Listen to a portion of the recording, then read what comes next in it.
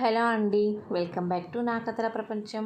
మీకు గనక నా స్టోరీస్ నచ్చినట్లయితే ప్లీజ్ లైక్ చేసి సబ్స్క్రైబ్ చేసుకోండి. ఇప్పుడు మనం చెప్పుకోబోతున్నాం యారగంట్ బీస్ట్ స్టోరీలోని ఎపిసోడ్ 11. ఇక స్టోరీలోకి వెళ్ళినట్లయితే రతన్ ఏ విధంగా శ్రేష్టను ఇంటికి తీసుకెళ్ళడానికి ట్రై చేస్తాడని ఆర్నవ్ అనుకున్నాడో ఆ విధంగానే అడుగుతూ ఉండటంతో సైడ్ స్మైల్ చేస్తూ రాతోడు రాక కోసం ఎదురు చూస్తూ ఉంటాడు. తండ్రి మాటలు విన్న శ్రేష్ఠ మాత్రం నిమ్మకు నీరెత్తినట్లు మౌనంగా వింటుంది, కానీ తిరిగి సమాధానం చెప్పదు. అసలు ఆమె ఈ లోకంలోనే లేదు. 3 రోజుల కిందట చూసిన బోసి నవ్వుల చోటు ఫేసే పదే పదే గుర్తుకు వస్తుంటే వాళ్ళ ఈ పరిస్థితికి కారణమైన అభిషేక్ని తిట్టుకోవడంలో లీనమైపోయింది.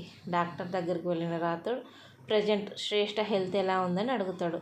ప్రాణానికి ప్రమాదం ఏం లేదు, కానీ తన బ్లడ్లో ఇంకా విషం తాలూకా ఎఫెక్ట్ ఉంది కాబట్టి తనని మరో 2 days హాస్పిటల్లో ఉంచి ఇంజెక్షన్స్ ఇవ్వాల్సి ఉంది అని చెప్తాడు డాక్టర్ సౌరభ్. ఆ ఇంజెక్షన్స్ ఖచ్చితంగా హాస్పిటల్లో ఉంచే ఇవ్వాలా అని అడుగుతాడు Rathod.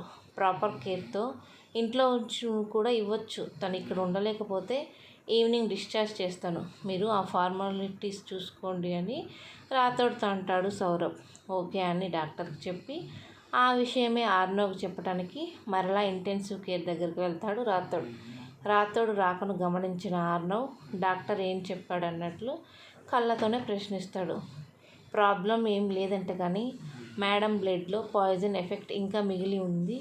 2 days morning night injection ఇవ్వాలని చెప్పారు. మేడంకి ఇక్కడ ఉండడం కంఫర్ట్గా లేకుంటే ఇంటికి వెళ్ళి రోజు టైం టు టైం ఇంజెక్షన్ మాత్రం మిస్ చేయొద్దని చెప్పి ఈవినింగ్కి డిశ్చార్జ్ చేస్తా ఫార్మాలిటీస్ చూడమన్నాడు. రాథోడ్ మాటలు వింటున్న రతన్ మా బేబీని డిశ్చార్జ్ చేస్తా అన్నారా అని అడుగుతాడు. ఆయన అడిగిన దానికి సమాధానం చెప్పకుండా ఆర్నవ్ వైపు చూస్తాడు రాథోడ్. చెప్పమంటారా లేదా అని. నేను ఇక్కడ అడుగుతుంటే నువ్వు వా వాడి అంటున్న రతన్ హెడ్కి గన్ పెడతాడు రాథోడ్, తన బాస్ని వాడు వీడు అంటున్నందుకు.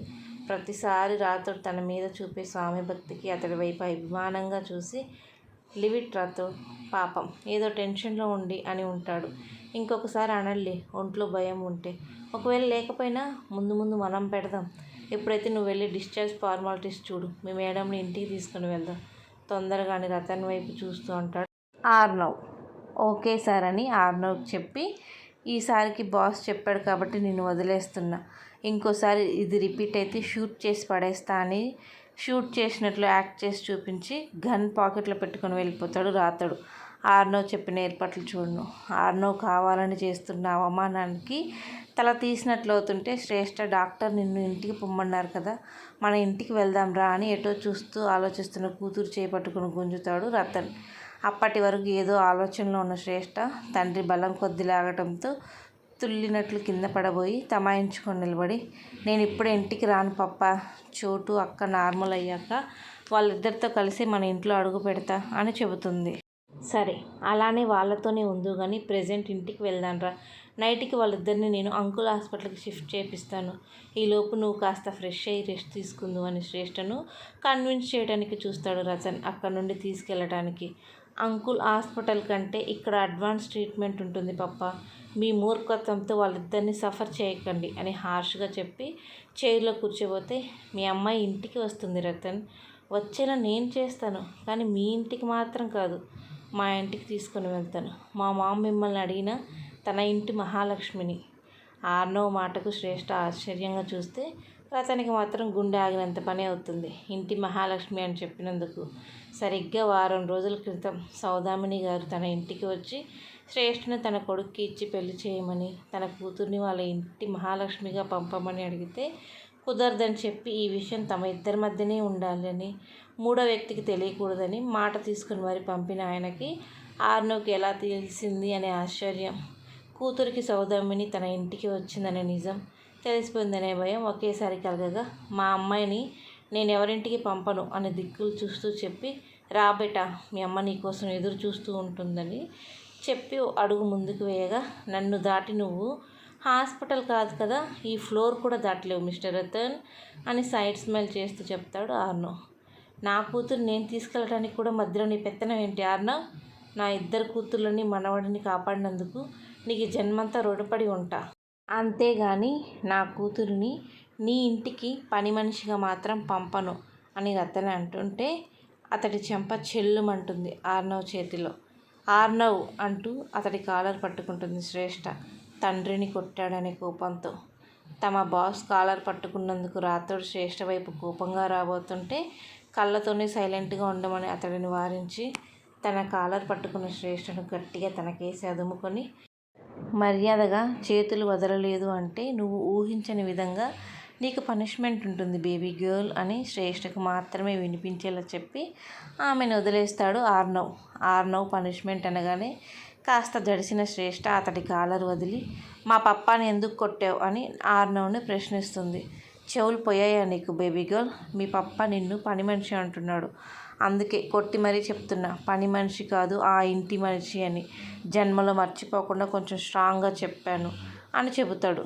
రతన్ మాత్రం కూతురు ముందు ముసలి కన్నీరు కారుస్తూ, ఇతగాడు ఇంతే తల్లి, పెద్ద చిన్న అని తేడా లేకుండా అందరిని ఇలానే కొడతాడు.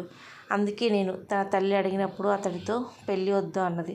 రేపు ఎప్పుడైనా కోపం తెప్పించామని నిన్ను కూడా ఇలానే కొడితే ఈ తండ్రి గుండె తట్టుకోలేదని ఆర్నవ్ వైపు కన్నింగ్గా చూస్తూ అంటాడు రతన్. ఫ్యూచర్లో నిన్ను కూడా కొడతాడు అని తండ్రి చెప్పిన మాటకు తన చెంప మీద చేయి పెట్టుకుంటుంది శ్రేష్ఠ హోటల్లో కొట్టిన దెబ్బను గుర్తు చేసుకుంటూ.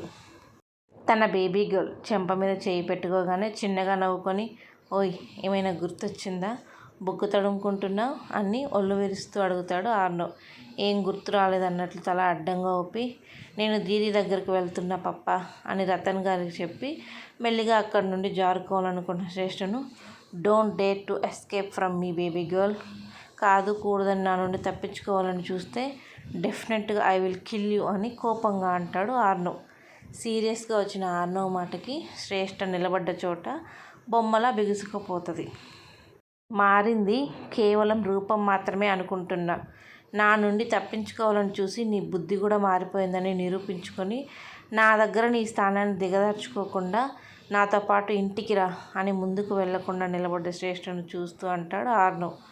రూపం మారడం ఏంటి, నీ దగ్గర నా స్థానం ఏంటి అయోమయంగా అడుగుతుంది శ్రేష్ఠ.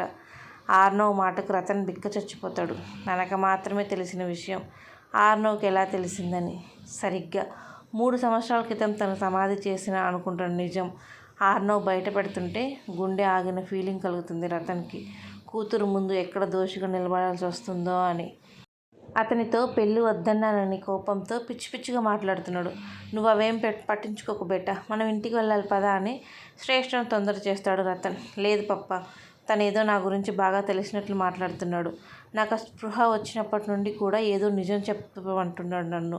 నేను పాయిజన్ కలపడం గురించి ఏమో అని మీకు తెలుసు కదా అన్నాను, కానీ ఇప్పుడు తన మాటలు వింటుంటే నాకే తెలియంది నా జీవితంలో ఏదో జరిగినట్లుందని నాకు అనిపిస్తుంది పప్ప. అదేంటో నేను తెలుసుకునే వరకు ఇక్కడి నుండి ఇంచు కూడా కదలను అని ఆర్నవ్ ముందు నిలబడుతుంది తండ్రిని దాటుకొని వెళ్ళి. శ్రేష్ఠ నిజం తెలుసుకుంటాననగానే ఇక నా పని అయిపోయింది అన్నట్లు ఫేస్ పెడతాడు రతన్. రతన్ భయం చూసి ఆర్నవ్ ఈగో సాటిస్ఫై అవుతుంటే సైడ్ స్మైల్ చేస్తూ చూస్తాడు రతన్ వైపు. ఇప్పుడు ఏం చేస్తావు అన్నట్లు. తన ముందు నిల్చున్న శ్రేష్ఠను చూసి ఏంటన్నట్లు కళ్ళెగరేస్తాడు ఆర్నవ్. నా రూపం మారింది అంటున్నారు కదా, నాకే తెలియకుండా అలా ఎలా నా ఫేస్ మారింది? ఒకవేళ మారినా ఆ విషయం మీకు ఎలా తెలుసు?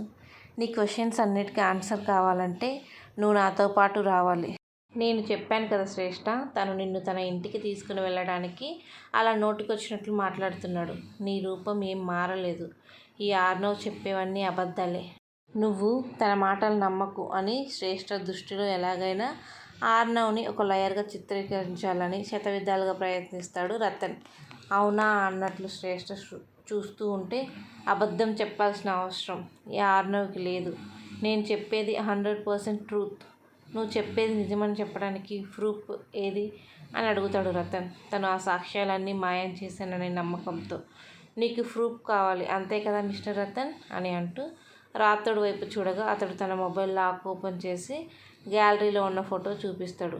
ఆ పిక్ చూస్తూ, నీకు మీ అక్క శ్రేయకి ఎన్ని సంవత్సరాల ఏజ్ డిఫరెన్స్ ఉంది బేబీ గర్ల్? సంవత్సరాలు కాదు, జస్ట్ ½ an hour డిఫరెన్స్. నేను శ్రేయ ట్విన్స్ కదా, మీ ఇద్దరు ట్విన్స్ అయినప్పుడు నువ్వు ఒకలా తను ఒకలా ఎందుకున్నారు అని అడుగుతాడు ఆర్నవ్. తన బ్రెయిన్లో కూడా ఆ డౌట్ ఉంది. ఒకసారి అదే డౌట్ని తండ్రిని కూడా అడిగింది శ్రేష్ఠ. అప్పుడు రతన్ చెప్పిన సమాధానమే ఇప్పుడు ఆర్నవ్కి చెప్పింది శ్రేష్ఠ. మేము నాన్ ఐడెంటికల్ ట్విన్స్ అని మీ పప్పా చెప్పాడా అంటూ రతన్ వైపు కోపంగా చూస్తూ అడుగుతాడు ఆర్నవ్. శ్రేష్ఠ అవునన్నట్లు తల నిలువుగా ఊపుతుంది. మీరు నాన్ ఐడెంటికల్ ట్విన్స్ అయితే మరి ఈ పిక్లో ఉన్నది మీరే కదా అని రాతోడు మొబైల్లో ఉన్న పిక్ని శ్రేష్ఠకు చూపిస్తాడు ఆర్నవ్. పింక్ కలర్ హాఫ్ శారీలో 2 జడలు వేసుకుని ఒకరి మీద ఒకరు చేయి వేసుకొని ఒక కన్ను తెరిచి ఒక కన్ను మూసి నాలుక బయటపెట్టి దిగి ఉన్న ఆ ఫోటోలో శ్రేయ పక్కన ఉన్నది ఎవరో అర్థం కాక ఆ ఫోటో వైపు ఆర్నవ్ వైపు అయోమయంగా చూస్తుంది శ్రేష్ఠ. కొనసాగుతుంది. Thank you for watching.